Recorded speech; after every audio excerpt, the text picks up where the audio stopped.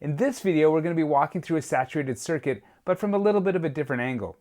We're going to actually assume that the circuit is saturated and work backwards to figure out what size the base resistor has to be in order to achieve saturation. In order to do that, let's go ahead and add some values to our circuit here. So in our circuit, we have 32 volts. We have a collector resistor of 160 ohms, and we have a beta of 80.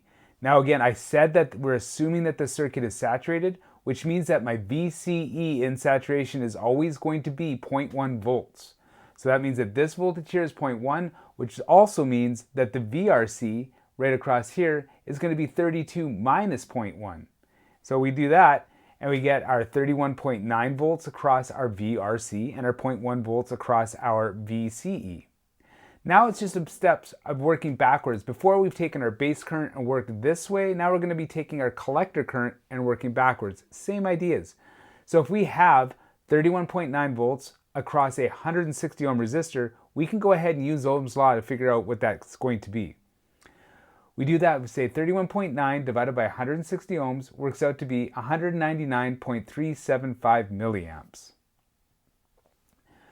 Then we're going to go ahead and use the beta again, except this time instead of going IB times beta gets IC, we're going to go IC divided by beta gets IB.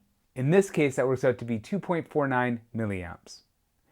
Now our next step is to figure out what our VRB is. Just like every other circuit that we've dealt with that has a silicon transistor, we have to account for the 0.7 volt drop across the base emitter. So then we're going to take our 32 volts minus the 0.7 volts and get a voltage of 31.3 volts as our voltage across RB. Now we're almost done because all we have to do is use Ohm's law to take VRB divided by IB to get your RB.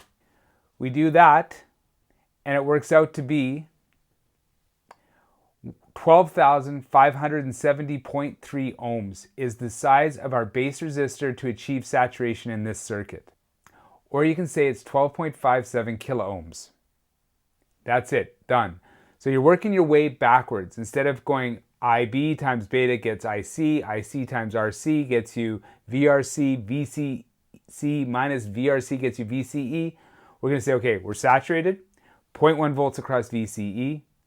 0.1, we take that away from the 32, we get the 31.9 volts for our VRC. Our VRC divided by RC gets us IC. IC divided by beta gets us IB. We know that VRB is always going to be the source minus 0.7 volts. So in this case, we end up with 31.3 volts. 31.3 volts divided by the 2.49 milliamps that we have as IB gets us our base resistor. And that is it.